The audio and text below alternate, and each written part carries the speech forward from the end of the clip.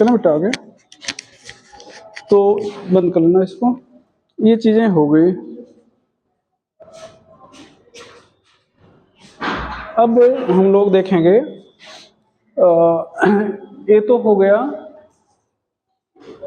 ये dehydro halogenation है, तो HEX का निकलना मोस्टली E2 होता है, और हैलोजन X2 का निकलना भी मोस्टली E2 है। तो नोट करके ये भी लिख लीजिएगा।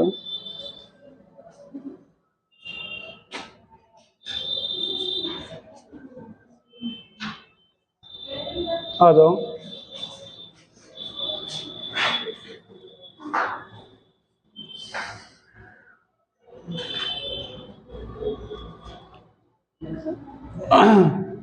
लिख लेना, dehydro halogenation,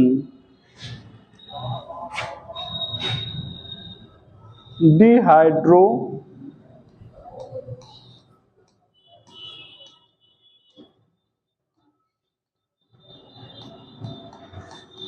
halogenation and dehalogenation. हाँ आ जाओ। Is mostly E2।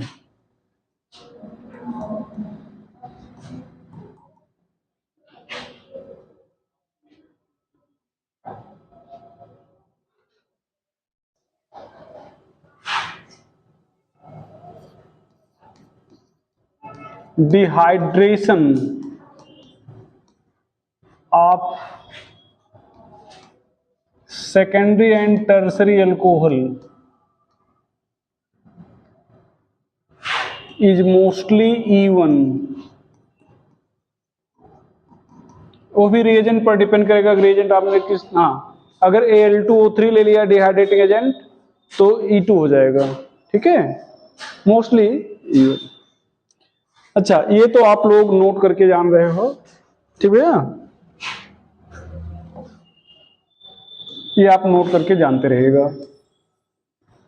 आगे बेटा बताएंगे आपको भैया, आगे देखना बेटा सब लोग। एक चीज हम आपको और बताना चाह रहे हैं कि अगर आपने कहा था कि डिफरेंट बीटा कार्बन होना चाहिए, है भी बताए, भी बहुत सारा बताया। अब एक चीज हम जो बताने चल रहे हैं कि मान लो बीटा कार्बन डिफरेंट तो है लेकिन हाइब्रिडाइजेशन भी डिफरेंट है। हाइब्रिडाइजेशन क्या है तो लिख लीजिएगा नोट करके, if hybridization of different beta carbon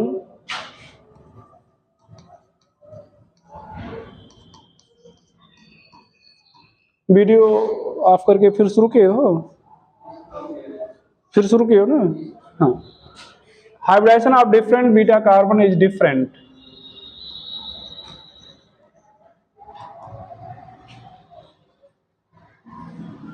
then hydrogen is eliminated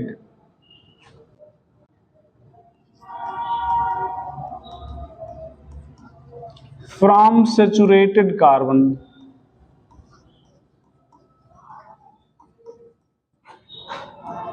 saturated carbon, ध्यान देना बेटा, ये Cl, ये CH, ये क्या है CH2, यहां पर KOH एल्कोहलिक लिए हो, क्या लिए हो KOH alcoholic, alpha beta 1 beta 2। ध्यान दो बीटा 1 सैचुरेटेड है और बीटा 2 क्या है अनसैचुरेटेड। तो कहां से H निकाला जाए, सैचुरेटेड से या अनसैचुरेटेड से, सैचुरेटेड से। ऐसा करने पर ध्यान दो, ऐसा करने पर ये कॉन्जुगेटेड एल्कीन बन गया, मतलब रिजोनेंस आ गया, क्या आ गया रिजोनेंस, और जहां रिजोनेंस आता है वहां पर स्टेबिलिटी क्या होती है ज्यादा होती है, रिजोनेंस आने पर स्टेबिलिटी क्या होती है बढ़ जाती है। और आपको थर्मोडायनामिक्स में पढ़ाए थे कि more stable product for more easily, ठीक है। तो अगर आपसे कहा जाए कि यही क्यों बना, इधर से H निकलता तो एक ही कार्बन के दोनों तरफ डबल बॉन्ड आ जाता नहीं आता, और उसको क्या कहते हैं कल पढ़ाए थे एलीन या क्यूमिलीन, जिसकी स्टेबिलिटी बहुत कम होती है, तो कोई भी सिस्टम किधर मूव करना चाहेगा, जिधर स्टेबिलिटी मिले या अनस्टेबिलिटी मिले, स्टेबिलिटी मिले। ठीक है, तो लिख लीजिएगा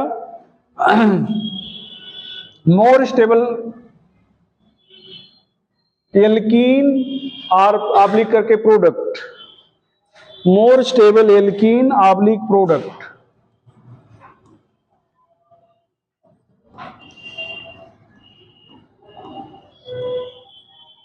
ऑब्लिक प्रोडक्ट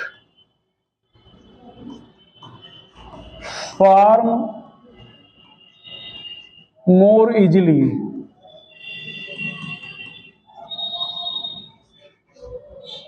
ये इजिली है,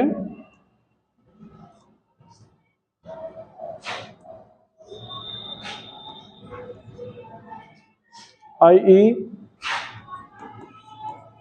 has less heat of formation,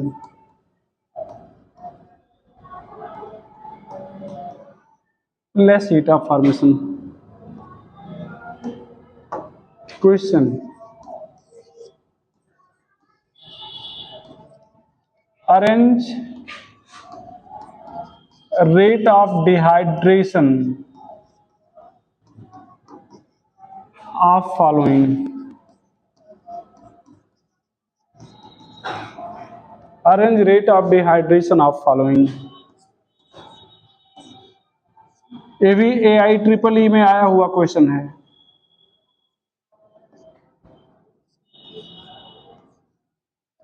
और मोस्टली जो कॉम्पिटेटिव बुक है उसमें बना भी हुआ होगा।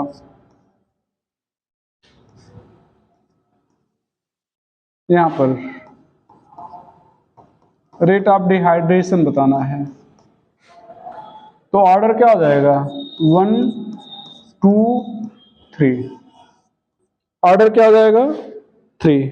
कारण क्या है, कारण क्या है, ध्यान देना। अब देखना बेटा, इधर देखो, यहां पर हाइड्रोजन निकाला जाए तो ये अनसैचुरेटेड है और क्या है, तो कहां से निकाला जाए, सैचुरेटेड से। तो सैचुरेटेड से जब निकाला गया तो ये बेंजीन बन गया जो एरोमेटिक है और बहुत स्टेबल होता है। यहां पर कहां से निकालना चाहोगे, यहां से सैचुरेटेड से, जो प्रोडक्ट बना उसमें भी रिजोनेंस आ गया, और यहां पर जो प्रोडक्ट बना वहां पर रिजोनेंस आया, आया भैया, नहीं आया। तो अब सबसे ज्यादा स्टेबल प्रोडक्ट कौन है, पहला, इसका मतलब ये सबसे आसानी से बनेगा, इसका हीट ऑफ फॉर्मेशन कम होगा, तो इसका मतलब आसानी से बनेगा, इसका मतलब वाटर यहां आसानी से निकलेगा। ठीक है, तो इसी लास्ट वाली लाइन के बेस पे ये आपने आंसर दिया है। इस तरह से आपका ये रिएक्शन मैकेनिज्म भी खत्म हुआ, रिएक्शन मैकेनिज्म भी खत्म हुआ। रिमूव कर दे बेटा।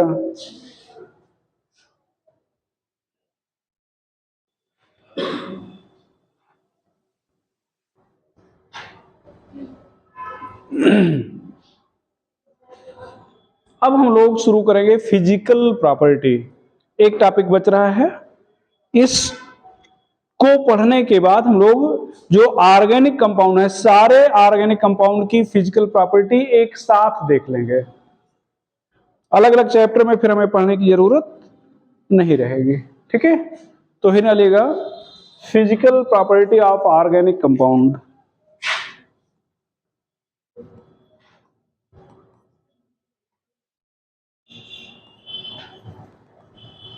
Physical property of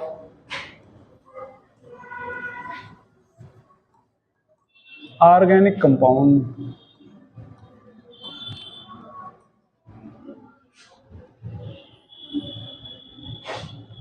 physical property of organic compound, पहला, यहां पर हम लोग जो देखते हैं वो सॉल्युबिलिटी, बॉइलिंग पॉइंट, और क्या देखते हैं बेटा, मेल्टिंग पॉइंट। पहला solubility,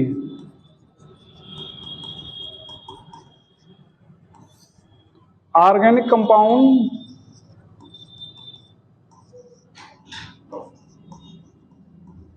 is covalent,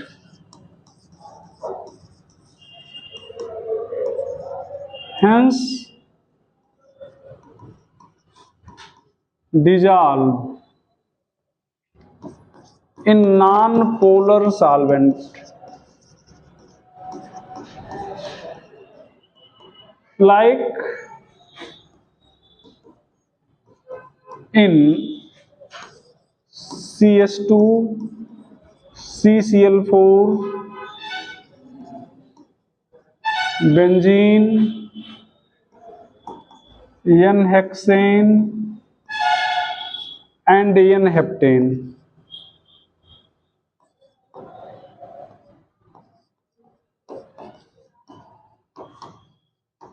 But does not dissolve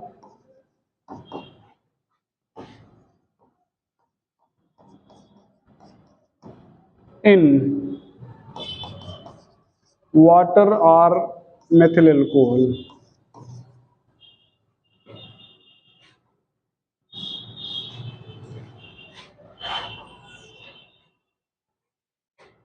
Except those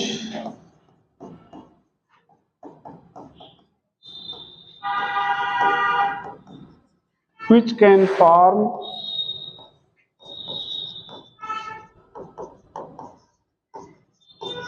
hydrogen bond. Except those which can form hydrogen bond.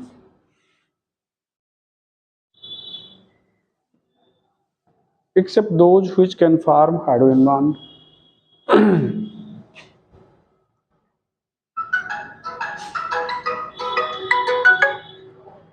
एक minute, hello,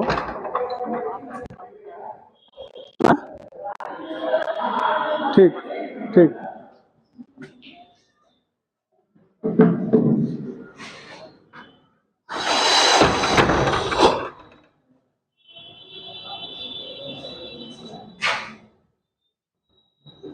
If organic compound can form, OC मतलब organic compound can form hydrogen bond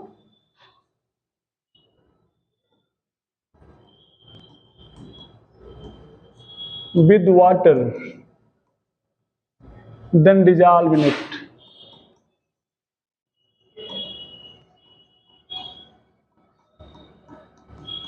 यहां पर ध्यान दो, ये alcohol है,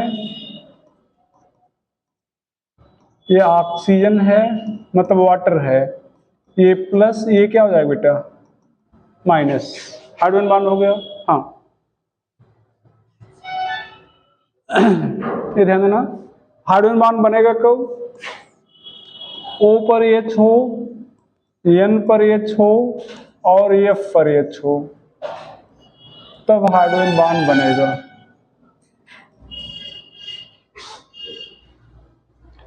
ठीक है, O पर H हो, N पर H हो या F पर H हो, तब हाइड्रोजन बॉन्ड बनेगा। तो जैसे देखो, ये O पर H था, हाइड्रोजन बॉन्ड बना, तो ये डिसॉल्व हो जाएगा। हो गया भैया? बेटा फिजिकल प्रॉपर्टी शुरू हुई, इतना पढ़ाए हैं, बाद में अपना इतनी जगह छोड़ के अपना लिखना है ना, रिमूव करें इसको। तो जो सॉल्युबिलिटी हम लोग 3 पॉइंट में पढ़ेंगे। पहला,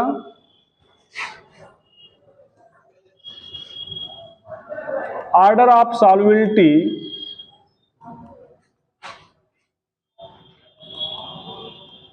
ऑफ कंपाउंड रिलेटेड फ्रॉम, बंद कर लो, from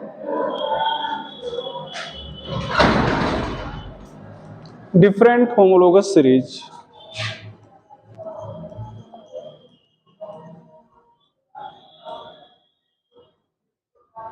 related from different homologous series। देखना बेटा, RCOH, ROH, RNH2, ketone, aldehyde, ether, alkyl halide, alkyne, alkene, alkane, alkane. ये ध्यान देना यहां से lower member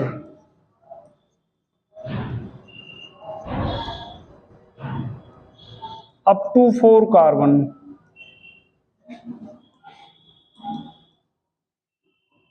dissolve in water due to hydrogen bond, insoluble,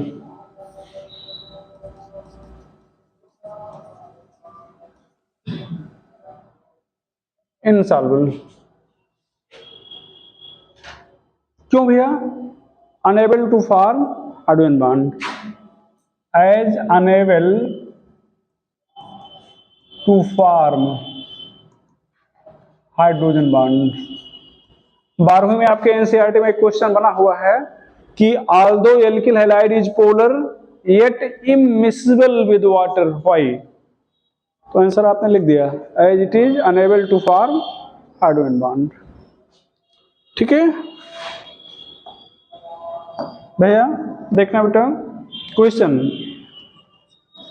अच्छा, एक चीज और यहां पर लिखना पड़ेगा, इसको लिखने के बाद लिख लीजिएगा, if molecular mass is nearly same, if molecular mass is nearly same. ऐसा नहीं कि आप चाहे जो एल्कोहल ले लो चाहे जो एल्किल हैलाइड ले लो। ठीक है, क्वेश्चन है represent order of solubility of following.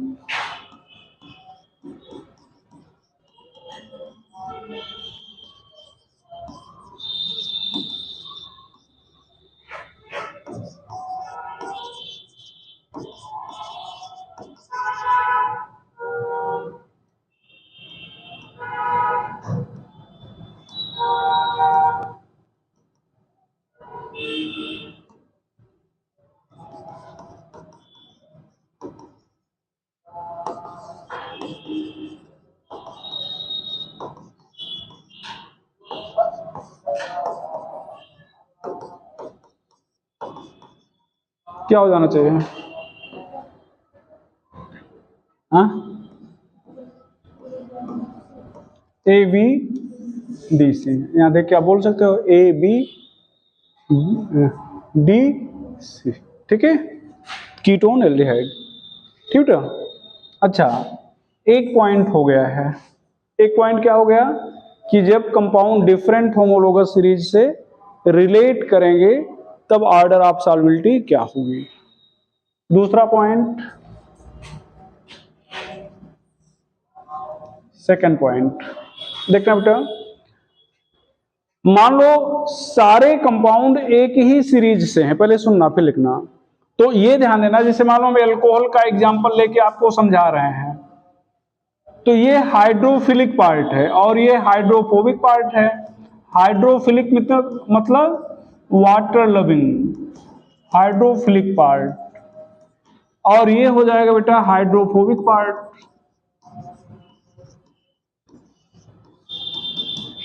ये हो गया। अब आपको बताना है कि जब हम एल्कोहल लेंगे तो चाहे जो एल्कोहल लेंगे सब में OH ही रहेगा, तो हाइड्रोफिलिक तो सेम होगा ना, बदलेगा क्या? हाइड्रोफोबिक। तो जैसे जैसे कार्बन चेन बढ़ेगी वैसे वैसे हाइड्रोफोबिक मतलब वाटर हेटिंग पार्ट बढ़ेगा। तो जब वाटर हेटिंग पार्ट बढ़ेगा तो सॉल्युबिलिटी बढ़ेगी या घटेगी? नहीं बोल पा रहे हो, घटेगी। वाटर हीटिंग पार्ट बढ़ेगा तो सॉल्युबिलिटी क्या होगी? घटेगी। तो इसका मतलब सेकंड पॉइंट होगा कि अगर हम लोग एक ही सीरीज के डिफरेंट मेंबर ले रहे हैं तो कार्बन की संख्या बढ़ने के साथ हाइड्रोफोबिक पार्ट बढ़ेगा, जिससे सॉल्युबिलिटी क्या होगी? घटेगी।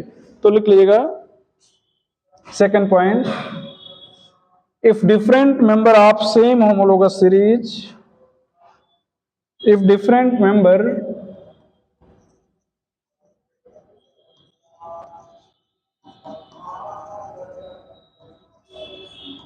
of same homologous series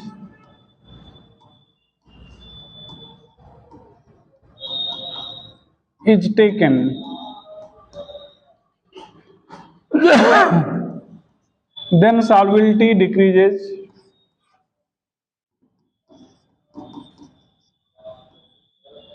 with increase in chain length as hydrophobic part increases.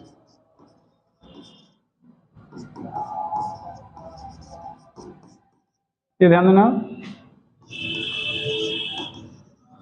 अब ये केवल एल्कोहल का एग्जाम्पल लेके समझा रहे हैं, ऐसा नहीं कि केवल एल्कोहल के लिए पढ़ा रहे हैं। आप एसिड लिख लो, एमीन लिख लो, जो भी आप लिखोगे, लिखना चाह रहे हो, समझ रहे हो ना। तो इसका एक रूल हो गया कि अगर कार्बन बढ़ेगा तो सॉल्युबिलिटी क्या होगी, घटेगी। यहां पर hydrophobic part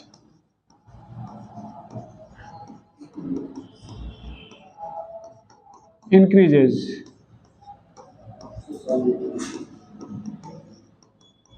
so solubility decreases. Hydrophobic part increases, so solubility decreases.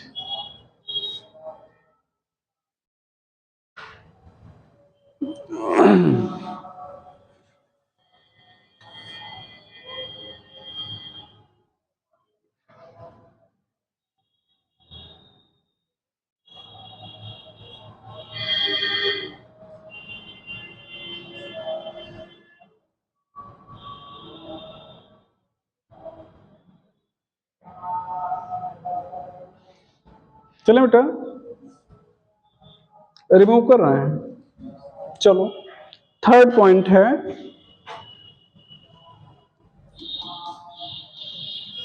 if different isomer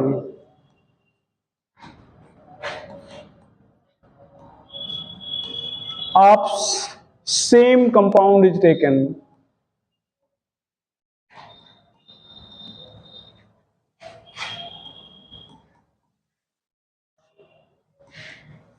then solubility increases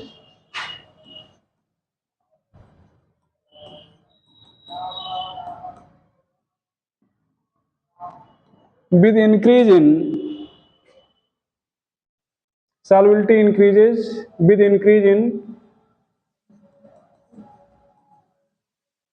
side chain as surface area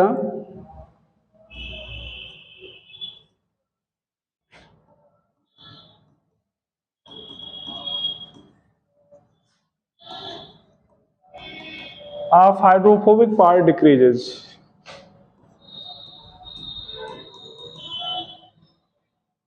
यहां पर ध्यान दें, CH3 CH2 CH2 CH2OH CH2 CH3 CH2 CHOH CH3 CH3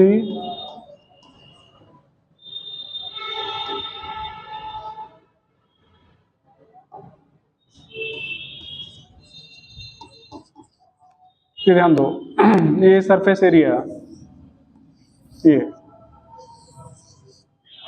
तो surface area of hydrophobic part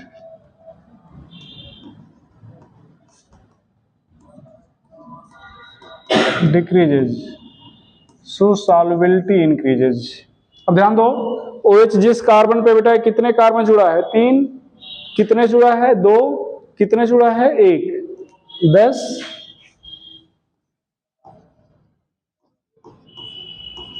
solubility order of tertiary, secondary, primary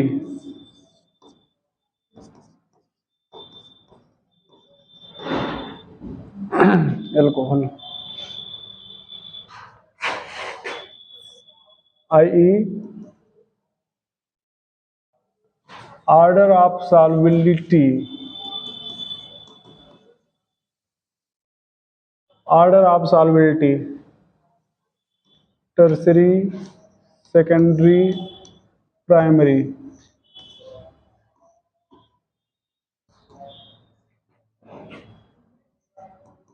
acid, alcohol,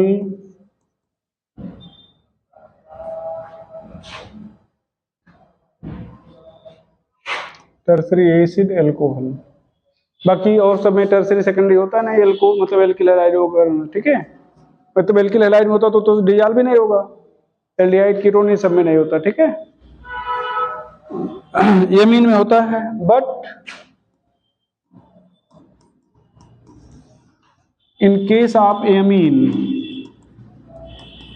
ये हो जाएगा primary, secondary, tertiary, ये insoluble होगा।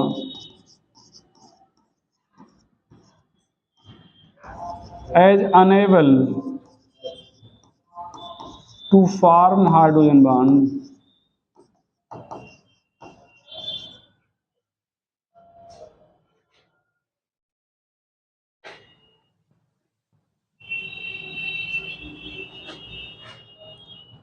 देखिए बेटा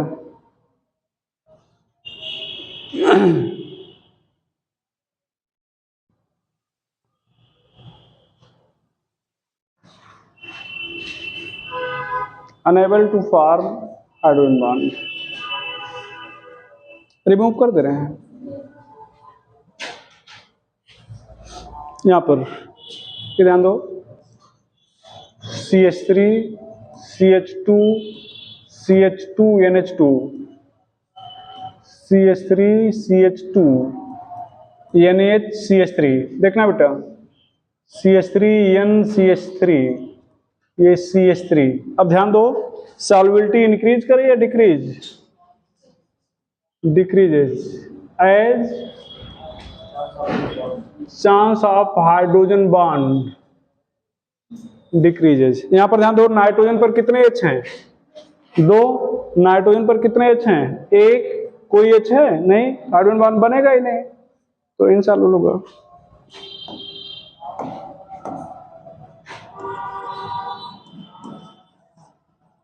represent order of solubility,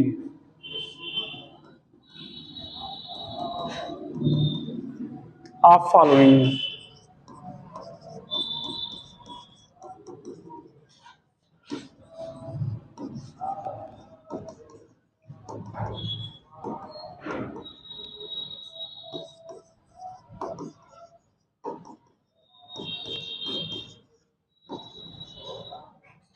solubility बढ़ रही है घट रही है,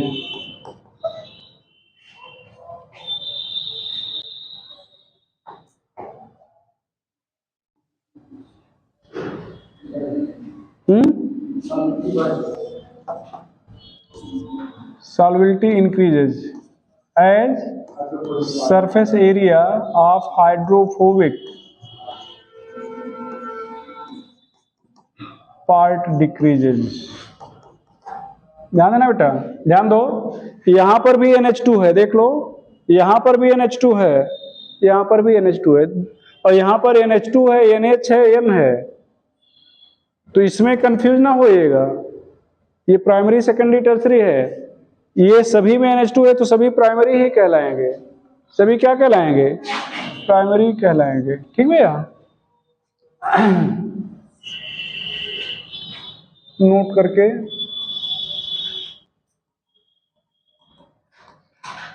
intramolecular hydrogen bond decreases solubility,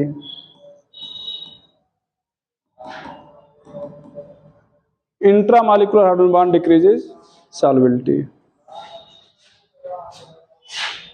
इसको थोड़ा इधर कर दें क्या, ठीक है, लिख लिए थे कि नहीं इसको,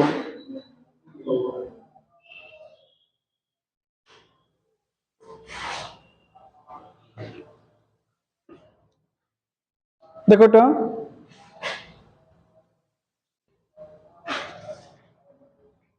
इधर देखो, नहीं लिखो तो फिर से इधर कर दें। चलो यहां पर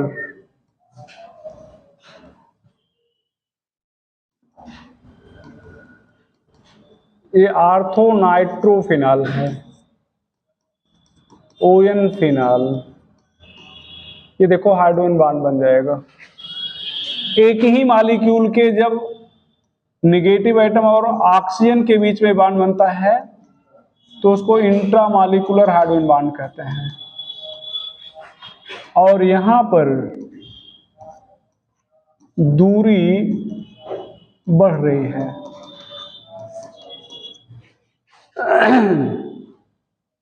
MN phenol,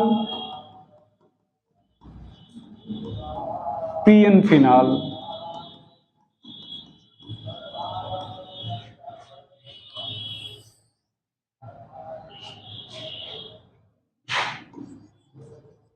due to increase in distance of hydrogen and nitrogen, sorry, and oxygen,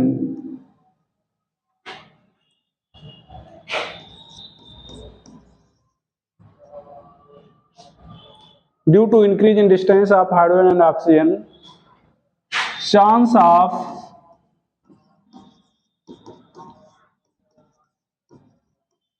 intramolecular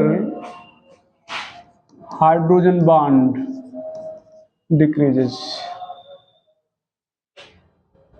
अच्छा, इससे होगा क्या, ध्यान है बेटा, आप ऐसे हाथ करके खड़े हो और ऐसे हाथ करके खड़े हो, किस समय आपकी सरफेस एरिया ज्यादा है, सरफेस एरिया ज्यादा है ना, और यहां ऐसे कर लिए तो सरफेस एरिया कम हो गई। तो इसका मतलब यहां तो सरफेस एरिया कम है, ऐसे वाली कंडीशन है, और यहां सरफेस एरिया ज्यादा है ना। सो चांस घट रहा तो होगा क्या, so surface area increases due to which boiling point increases, melting point increases, viscosity increases, density increases, but volatile nature का मतलब वेपर में कन्वर्ट होने की tendency decreases, vapour pressure decreases. ध्यान देना भाई, बॉइलिंग पॉइंट बढ़ जाएगा, तो बॉइलिंग पॉइंट जब बढ़ जाएगा इसका मतलब वेपर में आसानी से कन्वर्ट होगा या कठिनाई से, आसानी से। मतलब एक वाट मतलब लिक्विड लो जिसका बॉइलिंग पॉइंट 50 डिग्री सेल्सियस है, दूसरे का 100 डिग्री सेल्सियस है, कौन आसानी से वेपर में कन्वर्ट होगा, उबलेगा कौन, ऐसे बताओ। 100 वाला, बहुत बढ़िया। अरे तुम लोग बोले हैं ना, कुछ समझ में आया, जो दिमाग में आया उसका उल्टा बोल दो, सही हो जाएगा। ठीक है, 100 वाला पहले उबलेगा, 50 वाला बाद में उबलेगा, क्योंकि गर्म करना शुरू करेंगे 100 से पीछे आएगी टेम्परेचर ना, 100 से पीछे आएगा ना, पहले 100 होगा, फिर 50 होगा, 40 होगा, फिर 20 होगा, फिर 0 हो जाएगा। गर्म करोगे ऐसे तो होगा ना, हाँ फिर कैसे होगा, 50 पहले आएगा या 100 पहले आएगा, 50 पहले आएगा 50 पहले उबलेगा, 100 बाद में आएगा तो 100 बाद में उबलेगा। तो इसका मतलब जो पहले उबला उसके उबलने की टेंडेंसी क्या थी, ज्यादा थी, वोलेटाइल नेचर, वाष्प में बदलने की टेंडेंसी क्या थी, ज्यादा थी। ठीक है, तो इसका मतलब जो जिसका बॉइलिंग पॉइंट कम है उसका वेपर वोलेटाइल नेचर क्या होगा, ज्यादा होगा, और जिसका बॉइलिंग पॉइंट ज्यादा है उसका वोलेटाइल नेचर कम होगा। तो ये लिख रहे हो वोलेटाइल नेचर, और जब वेपर में बदलेगा ही नहीं तो वेपर प्रेशर कहां से आएगा, तो इसका मतलब वेपर में बदलने की टेंडेंसी क्या है, इसकी कम है। ठीक है, आगे सॉल्युबिलिटी बढ़ रही है घट रही है, सॉल्युबिलिटी तुक्के लगाना है, बढ़ रही घट रही है? बढ़ रही है। क्यों?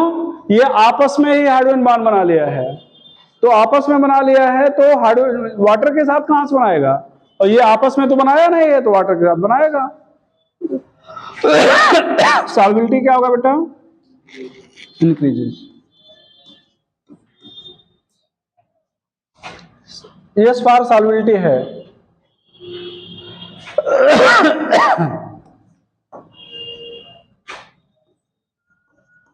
मैक्सिमम वोलाटाइल नेचर क्वेश्चन है।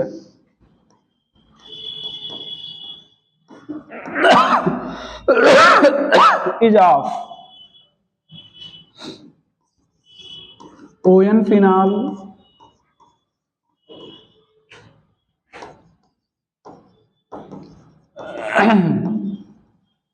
MN phenol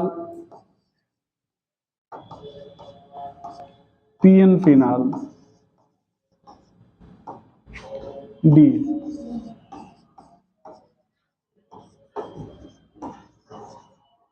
same for all. तो क्या हो जाएगा? ए।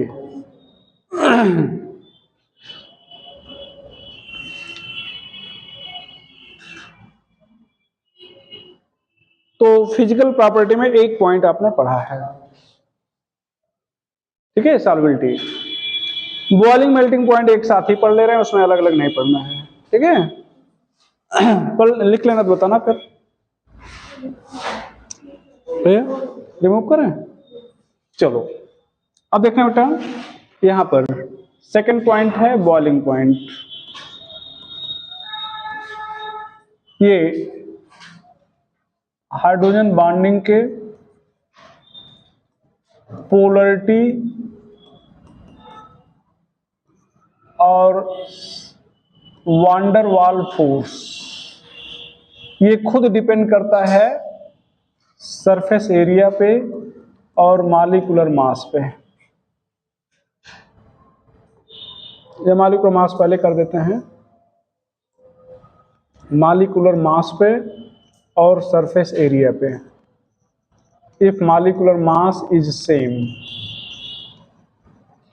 तो अगर मॉलिक्यूलर मास सेम है तो आप देखेंगे ये फॉर कोवैलेंट कंपाउंड। किसके लिए बेटा? ऐसा नहीं कि आयनिक ले लो, ये जो कॉन्सेप्ट है केवल कोवैलेंट के लिए है।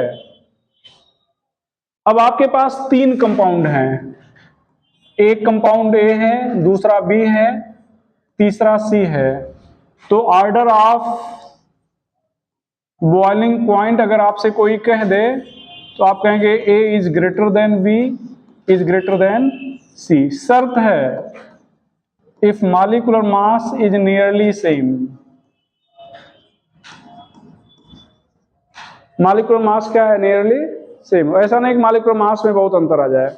अब ध्यान देना बेटा, इधर हम दो ए बी सी कोई कंपाउंड तो है नहीं, लेकिन जो भी आपको मालूम है कि ए में हाइड्रोजन बॉन्ड है, बी में पोलरिटी है और सी में वांडर वाल फोर्स है। अब पूछा जाए आप बताओ बॉइलिंग पॉइंट का, तो आप बताओगे ए का बॉइलिंग पॉइंट ज्यादा है बी से, बी का बॉइलिंग पॉइंट ज्यादा है सी से। लेकिन शर्त ये ध्यान देना है कि मॉलिक्यूलर मास में बहुत अंतर ना हो।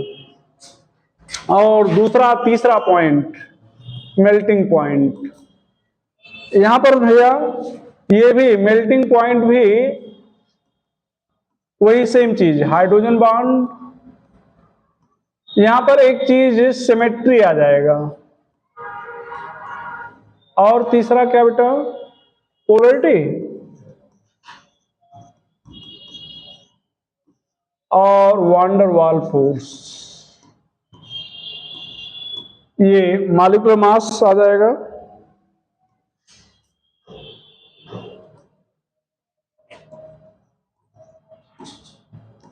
Surface area.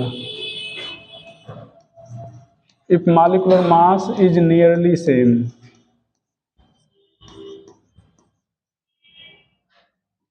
तो यहां पर हो जाएगा ए बी सी, ये हो जाएगा डी। तो यहां पर क्या हो जाएगा बेटा?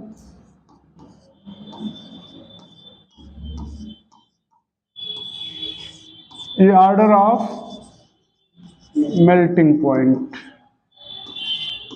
if molecular mass is nearly same. if molecular mass is nearly same, तो अगर molecular mass लगभग बराबर है तो ये हो जाएगा।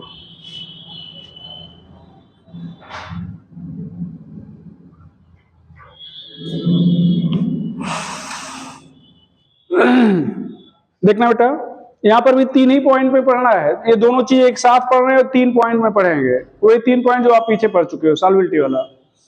कौन से 3 पॉइंट हैं कि डिफरेंट सीरीज से हैं, एक ही सीरीज से है और एक ही कंपाउंड का डिफरेंट आइसोमर है। तो पहला पॉइंट रिमूव करें इसको भैया। पहला point, if compound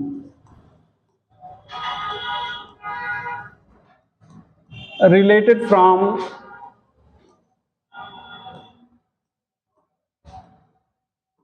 different homologous series,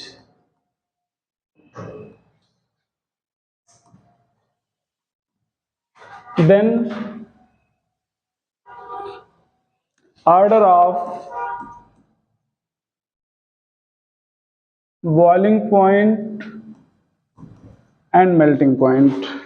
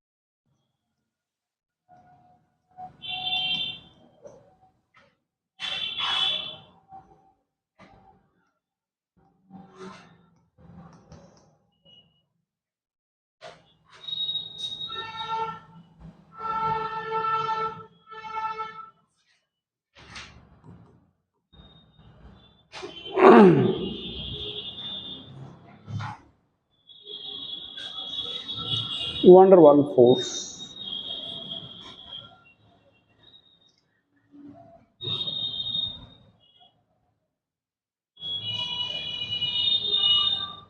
अच्छा, आपके दिमाग में अगर चल रहा हो कभी सॉल्युबिलिटी पढ़ाते समय यहां तक हाइड्रोजन बॉन्ड बना रह गया था, आप लोग ध्यान नहीं देते हो, यहां तक खींचे थे ना हाइड्रोजन बॉन्ड, अब यहीं पे कट कर दिए, तो ऐसा क्यों? देखो, हाइड्रोजन बॉन्ड बनाने का मतलब ये बेटा कि ये जो मॉलिक्यूल हैं ये आपस में भी हाइड्रोजन बॉन्ड बनाएंगे और वाटर में डालोगे तब भी बनाएंगे। इधर वाले जो मॉलिक्यूल हैं ये कीटोन, एल्डिहाइड, ईथर, ये आपस में नहीं बनाएंगे लेकिन वाटर के साथ बना लेंगे। तो सॉल्युबिलिटी तो वाटर में देखना है ना, तो इसलिए सॉल्युबिलिटी वहां तब हाइड्रोजन बॉन्ड लिखा गया था। और आपस में नहीं बनाएंगे तो फिर तो हाइड्रोजन बॉन्ड नहीं माना जाएगा। बॉइलिंग पॉइंट के लिए तो आपस में देखना होगा ना। ठीक है, क्वेश्चन वही, रिप्रेजेंट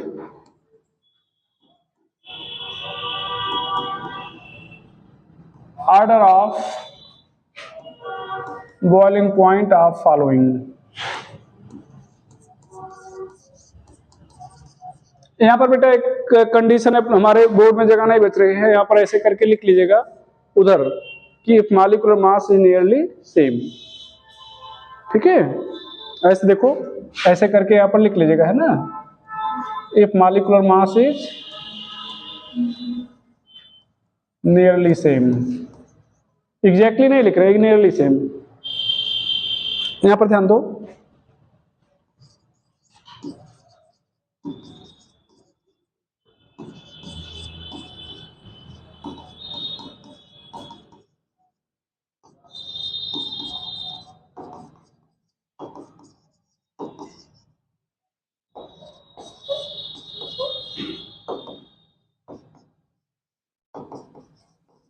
क्या हो जाएगा,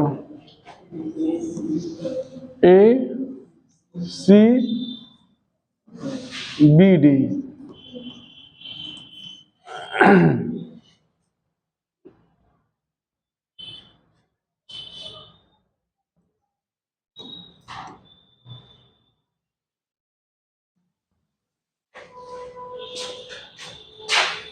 Second point, if different isomer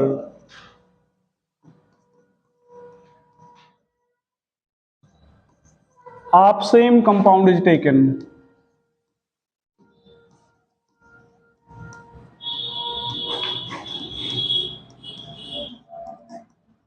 then melting point and boiling point decreases with increase in side chain as surface area decreases.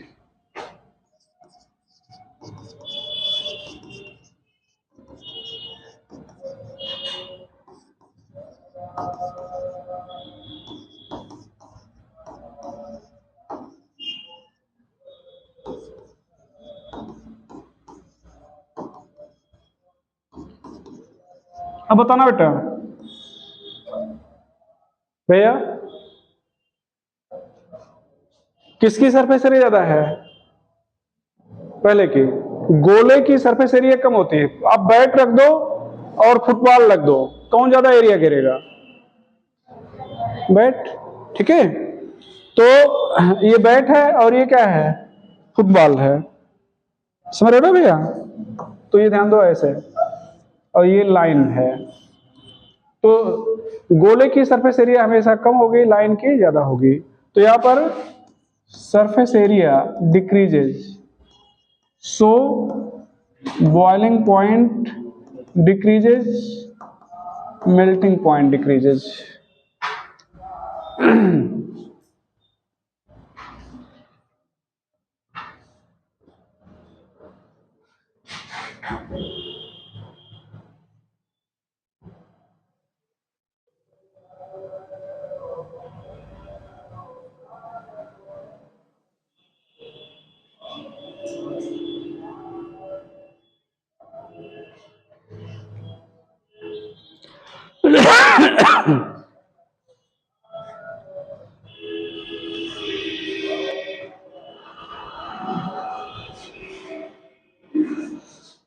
चलो बेटा आगे,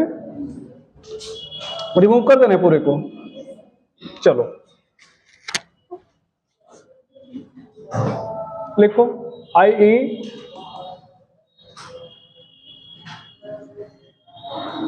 order of boiling point and melting point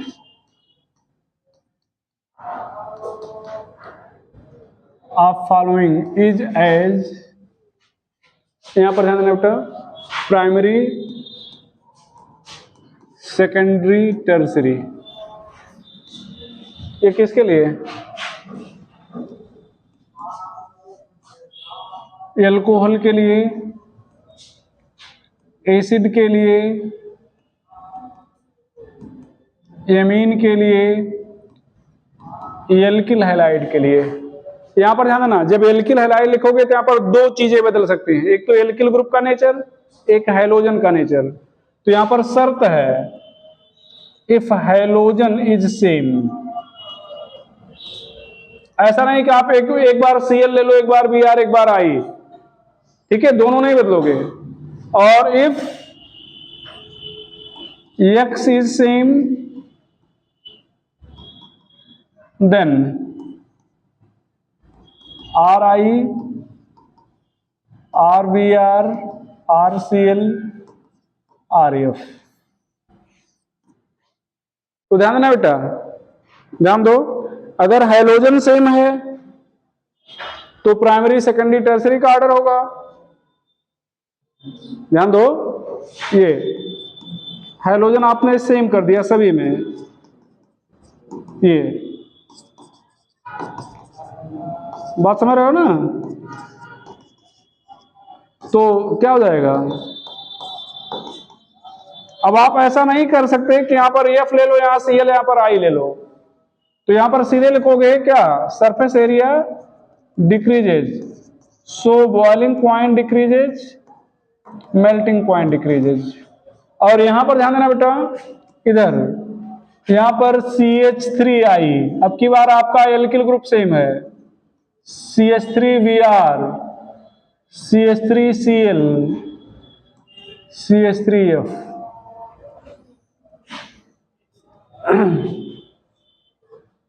ये हो जाएगा, ठीक है।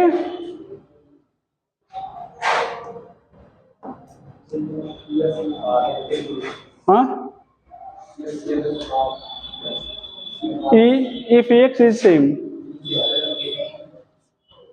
sorry, if R is same, sorry यहाँ पर R सेम है ना बेटा, एग्जाम्पल सही दिया गया है।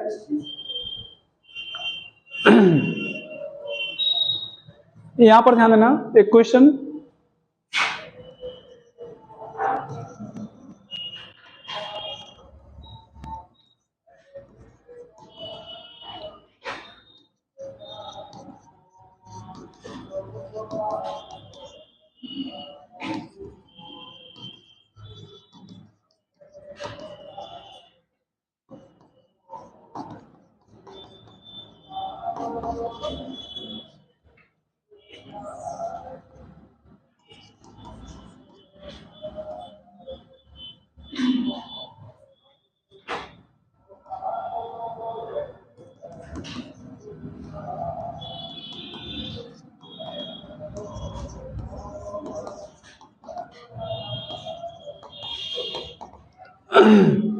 ध्यान दो बेटा, यहां पर सरफेस एरिया भी घट रही है और हार्डन बॉन्डिंग भी घट रही है, जिससे बॉइलिंग पॉइंट घटेगा और मेल्टिंग पॉइंट भी क्या होगा?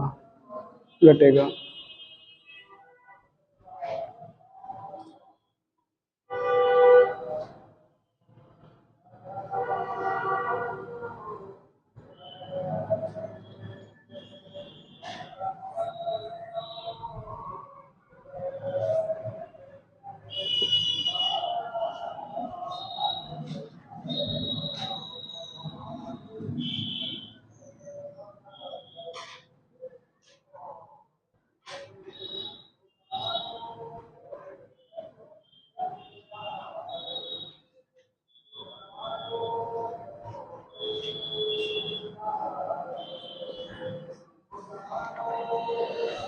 चले बेटा,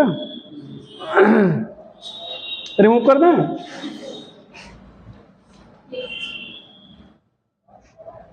चलो बेटा,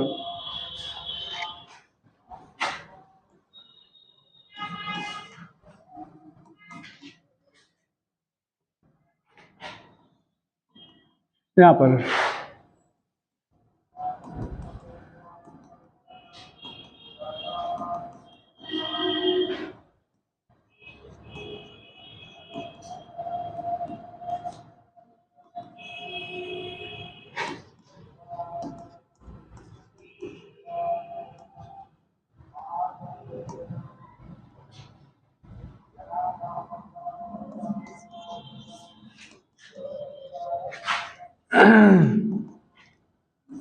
surface area decreases, so boiling point decreases।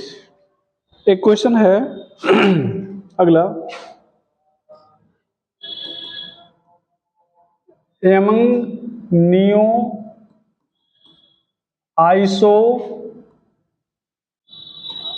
and n pentane, boiling point of neopentane is minimum due to having no polarity, having no hydrogen bond,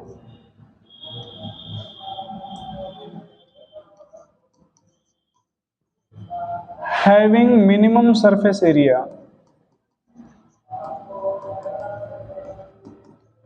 D all.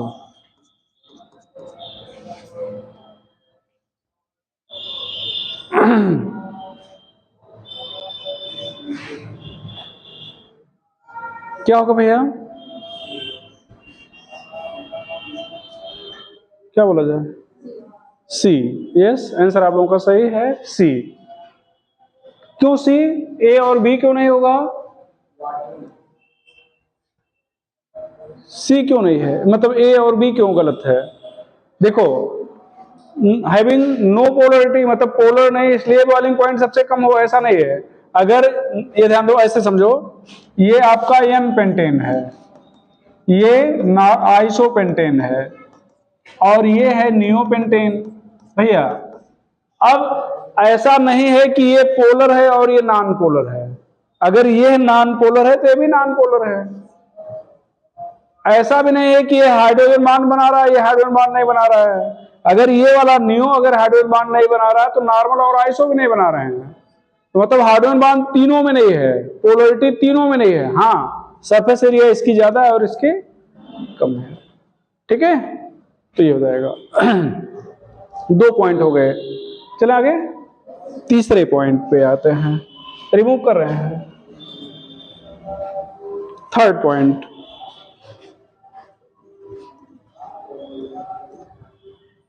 तीसरा पॉइंट है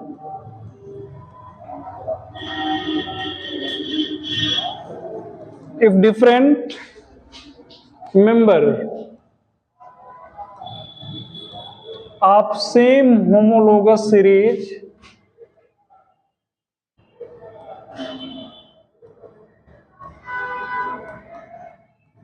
is taken,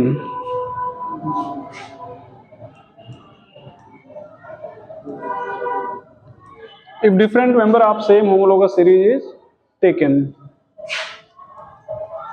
then boiling and melting point increases with increase in chain length.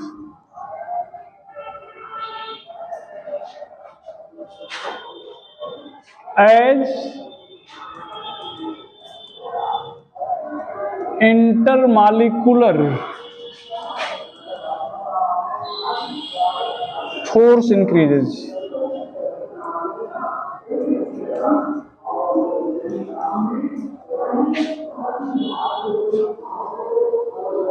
यहां पर ध्यान रखो,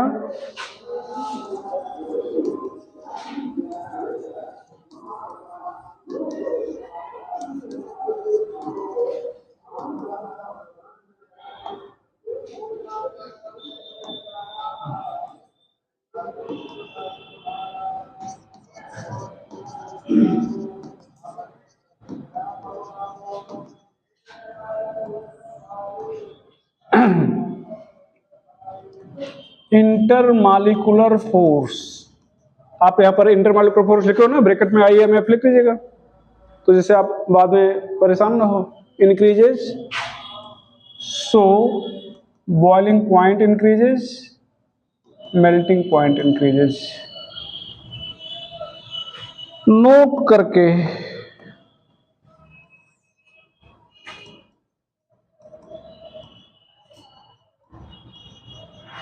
in case of alkane and carboxylic acid,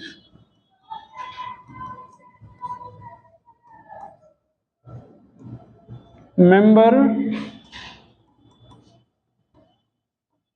with even number of carbon has melting point more than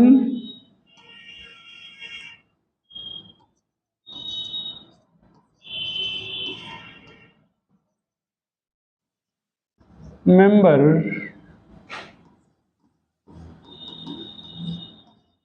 having odd number of carbon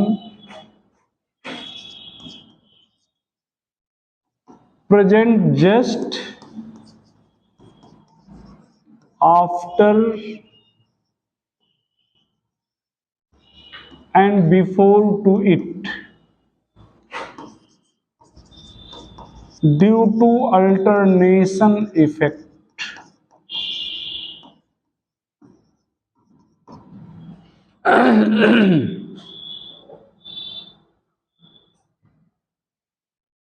Due to alternation effect.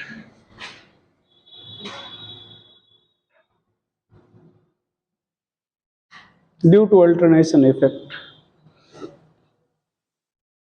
ध्यान देना बेटा। चलें आगे। i.e. melting point of C6, C7, C5 किसका? Alkene और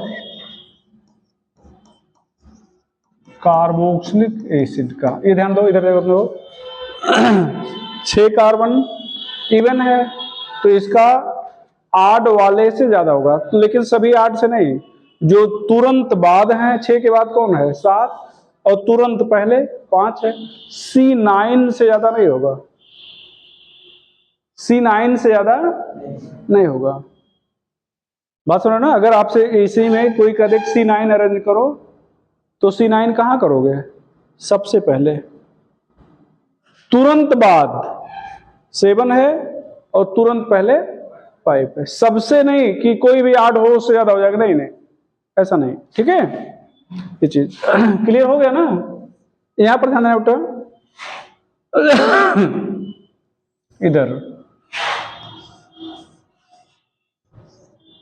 ये C1 और ये C6 है, opposite terminal.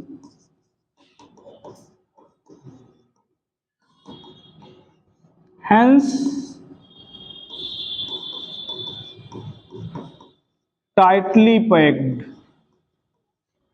so has more melting point. यहां पर इधर ध्यान देना,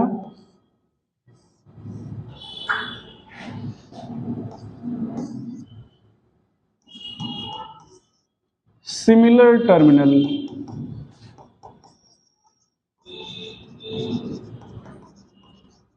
so poor packing.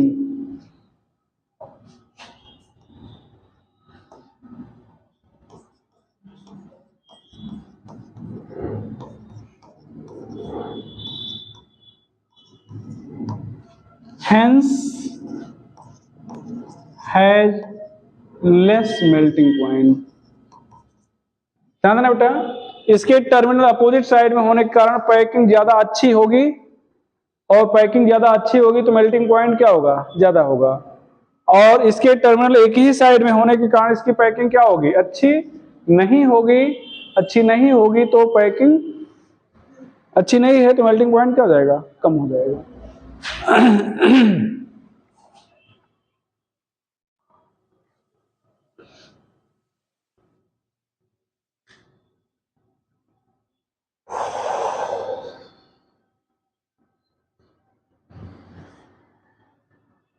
रिमूव कर दे रहे हैं, कर दिया जाए?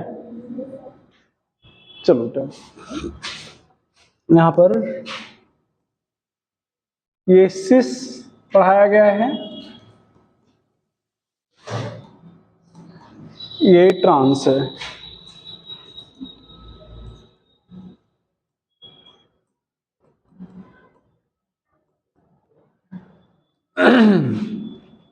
symmetrical, hence tightly packed.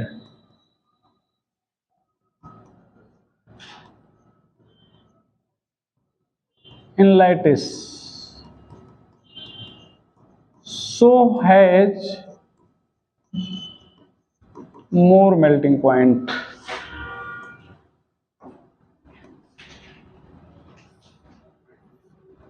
ध्यान दो, और ये एक ही साइड में है तो पुअरली पैक्ड होगा। क्या होगा? Poorly packed. यहां पर ध्यान दो, i.e. Melting point of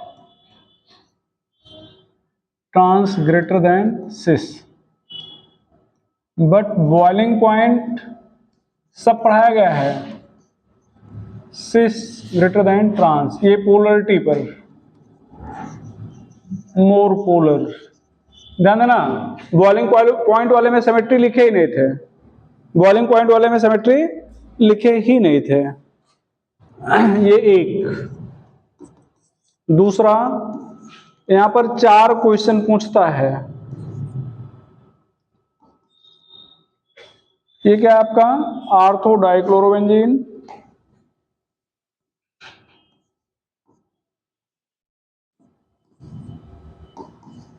Meta dichlorobenzene,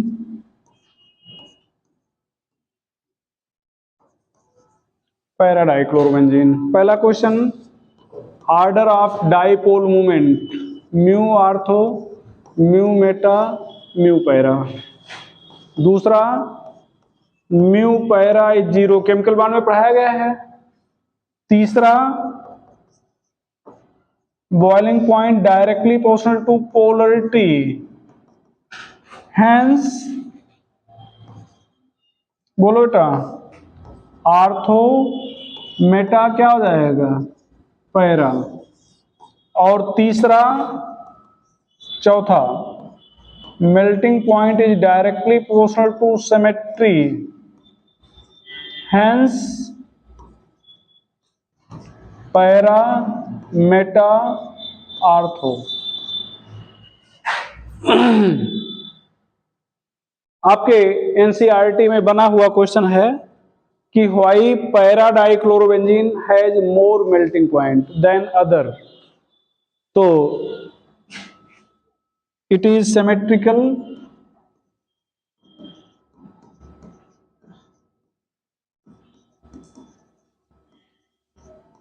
hence tightly packed in lattice,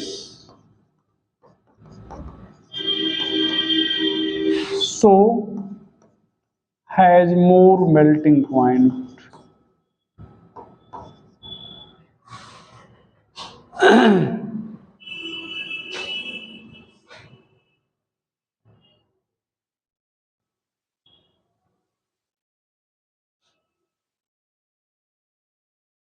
और इसी के साथ आपका जनरल ऑर्गेनिक केमिस्ट्री खत्म हुआ। ठीक है,